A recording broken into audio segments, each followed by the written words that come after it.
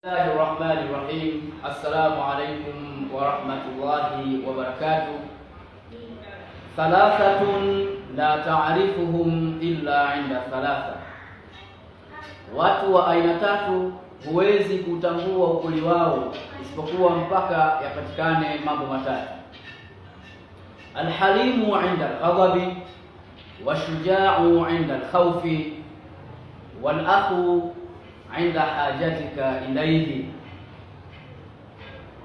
Mtu wa kwanza ni mtu mpole.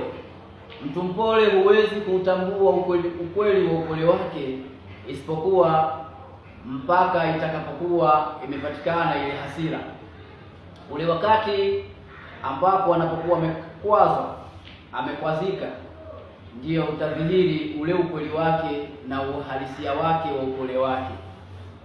Lakini mtu wa pili ni mtu ambaye ashujaa, ni mtu ambaye ni shujaa.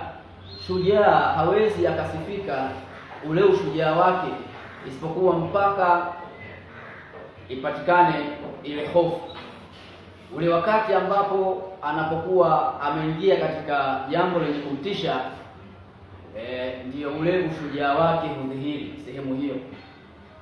Lakini mtu wa mwisho, al-akhu 'inda hajatika ilaihi, ni yule ndugu wa kweli. Ndugu wa kweli huwezi kumfahamu isipokuwa ni ule wakati ambapo utakapokuwa wewe una shida, unahitajia msaada wake, ule ukweli wake wa ndugu wake ndio udhihiri wakati huo. Wassalamu alaikum wa rahmatullahi wa barakatuh.